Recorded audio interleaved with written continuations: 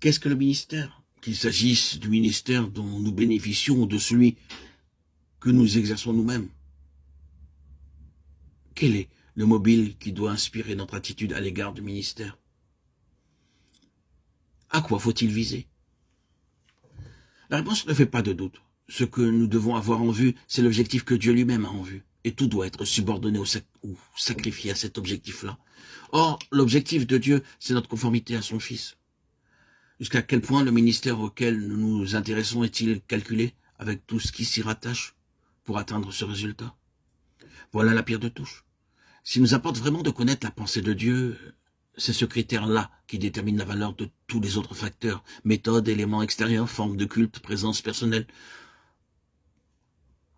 Tout doit passer à l'examen des vrais mobiles et sortir victorieusement de cette épreuve. Le Saint-Esprit seul peut amener à Christ et conformer à Christ. C'est pour cela qu'un ministère n'a de valeur que s'il s'exerce par le Saint-Esprit. Et ce principe ne s'applique pas à notre ministère personnel seulement. Il doit nous influencer dans ce que nous acceptons en fait de ministère et inspirer notre choix quand nous voulons nous-mêmes entendre la parole de Dieu. Sommes-nous vraiment édifiés dans notre foi en Christ? Ce que nous recevons tend-il vraiment à le faire grandir en nous?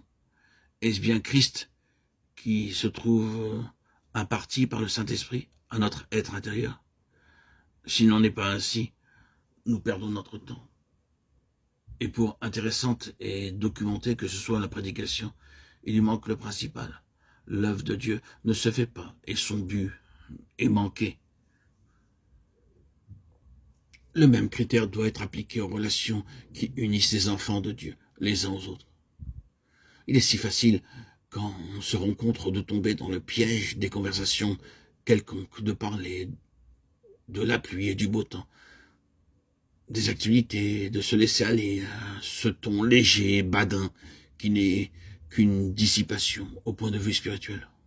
Puis quand le temps est passé, on réalise alors que le cœur crie famine et qu'on a négligé le seul pain qui eût pu le nourrir, à savoir Christ. Les relations entre enfants de Dieu devraient tendre à l'édification mutuelle, chacun se faisant un devoir de faire partager aux autres ce qu'il peut posséder de Christ. Hébron est le lieu où le peuple éleva David à la royauté et festoya pendant plusieurs jours dans une joyeuse intimité. La communion fraternelle devrait toujours être marquée par la joie de se trouver ensemble autour d'un Seigneur que Dieu a, comme autrefois David, élevé au trône, suprême et couronné de gloire. Et ces rencontres devraient toujours avoir comme résultat un accroissement de sa vie en nous.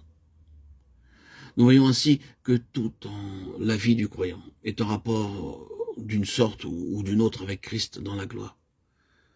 Et cette relation affecte notre vie pratique, et cela dès les premiers pas dans la vie spirituelle. L'union avec Christ n'est pas autre chose dans sa nature qu'une activité constante du Saint-Esprit pour nous conformer à son image. Et cette activité porte sur l'ensemble du corps de Christ autant que sur chaque membre individuellement.